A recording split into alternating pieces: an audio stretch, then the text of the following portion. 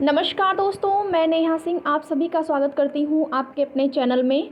तो बात करेंगे आज की इस वीडियो में एडेड जूनियर शिक्षक भर्ती में एक बड़ी ब्रेकिंग न्यूज़ है आप लोगों के लिए। एक आप मान सकते हैं कि एक बड़ी खुशखबरी है।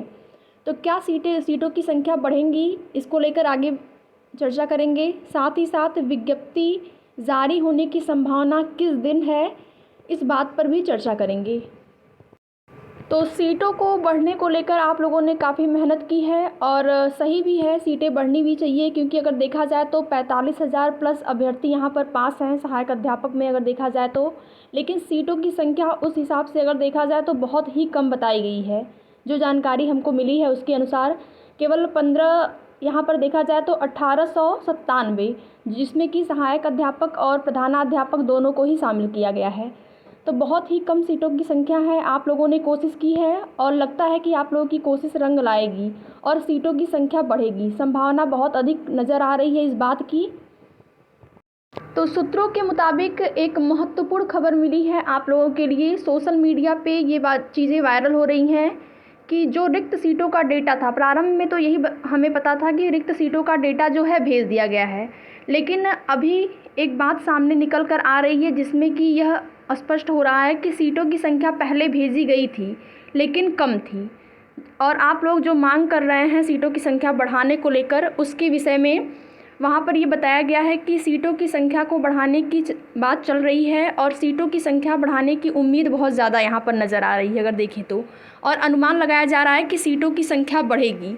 जो डेटा भेजा गया है वो पहले भेजा गया था वो कम था और पुनः से डेटा मांगा गया है रिक्त सीटों का, जिसमें कि 31 दिसंबर लास्ट डेट बताया गया था कि 31 दिसंबर तक जो भी रिक्त सीटें हैं उनका डेटा मिल जाना चाहिए, उसके बाद विज्ञप्ति जारी होगी। तो इस हिसाब से अगर देखा जाए, कल तो संडे है, सोमवार को बहुत ज़्यादा उम्मीद है कि विज्ञप्ति आपको देखने को मिल सकती है और जो विज्ञप्ति मिलेगी उसमें सीटों की संख्या बढ़ने की भी उम्मीद नज़र आ रही है। तो विज्ञप्ति जारी होने के संबंध में आज भी कुछ अभ्यर्थी जो हैं निदेशालय जाने वाले थे, लेकिन प्राप्त जानकारी के अनुसार आज छुट्टी थी, बंद था, कोई काम नहीं हुआ, तो इस वजह से वे नहीं गए। और सोमवार को तैयारी है, वे लोग रणनीति बना रहे हैं कि सोमवार को निदेशालय जाकर वहाँ पर पता करेंगे कि क्यों इतनी देरी हो रही है विज्ञप्ति जारी होने में। और आचार संहिता लगने से पहले, आचार संहिता देखिए आपका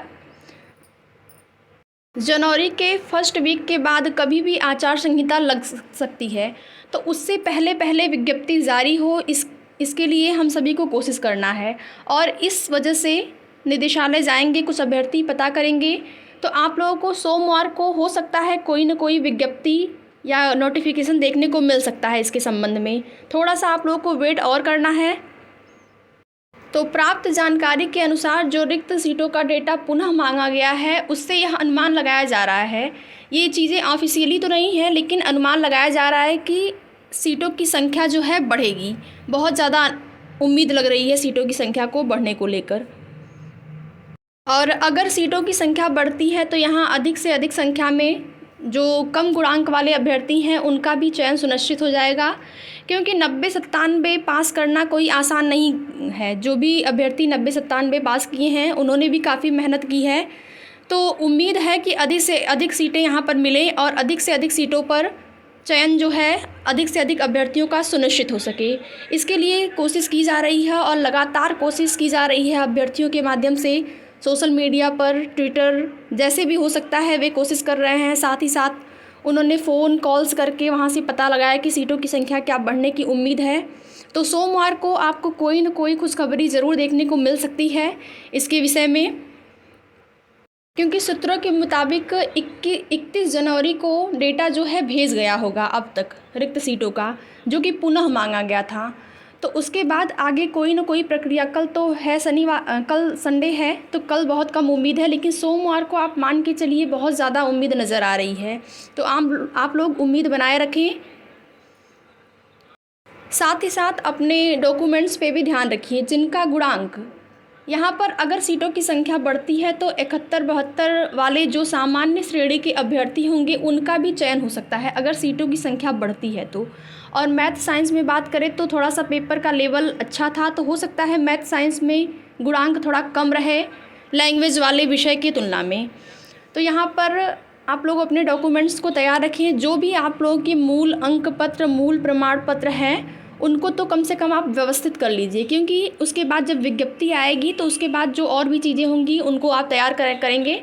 लेकिन उससे पहले कम से कम मूल अंक पत्र, मूल प्रमाण पत्र, हाई स्कूल, इंटरमीडिएट, ग्रेजुएशन, उसके साथ साथ सीटेट, यूपी टेट का जो भी है शिक्षक पात्रता परीक्षा का अंक पत्र, मूल पत्र। और आप इस बात का विशेष ध्यान रखिएगा, अगर किसी भी अंक पत्र में, मूल प्रमाण पत्र में अगर थोड़ी भी गलती होती है तो उसके लिए आपको एक शपथ पत्र बनवाना होता है। 10 रुपये का शपथ पत्र आपको बनवाना पड़ेगा और ज़रूर बनवाना पड़ेगा। अगर आपने नहीं बनवाया है तो आपको आगे काउंसलिंग प्रक्रिया में समस्या हो सकती है। तो आप लोग इस सब चीज़ों के लिए तैयार रहिए। तो आप लोगों के मेहनत को देखते हुए सीटों की संख्या बढ़ने की उम्मीद बहुत अधिक नज़र आ रही है और सोमवार को स्पष्ट हो जाएगा कि सीटों की संख्या कितनी रहने वाली है। अभी स्पष्ट जानकारी इसके विषय में नहीं मिल सकी है, क्योंकि 31 दिसंबर को डेटा भेज दिया जाना था। जो जानकारी मिली है, जो अनुमान लगाया जा रहा है उसके अनुसार, और उसके बाद से आगे की प्रक्रिया जो है प्रारंभ होगी, ऐसा कहा गया है। तो आगे की प्रक्रिया चालू है, लेकिन अभी स्पष्ट जानकारी शासन प्रशासन के द्वारा नहीं दी गई है। केवल इतनी ही जानकारी मिल पाई है कि जो अभ्यर्थी जो हैं अधिक सीटों की मांग कर रहे हैं तो उनको सीटें बढ़ाई जाए, इसके लिए कोशिश है। शासन प्रशासन भी चाहता है कि बाद में कोई भी यहाँ पर समस्या न रहे, भर्ती में किसी भी प्रकार का उलझन न हो, इसके लिए कोशिश की जा रही है। आप लोगों की मांग बिल्कुल सही है, सीटों की संख्या बढ़नी चाहिए, क्योंकि जो सीटों की संख्या है बताई गई है पहले से, वो बहुत ही कम है। तो आगे जो भी जानकारी मिलती है जूनियर एडेड शिक्षक भर्ती के संबंध में, हमारे चैनल के माध्यम से आपको तुरंत सूचित किया जाएगा। धन्यवाद।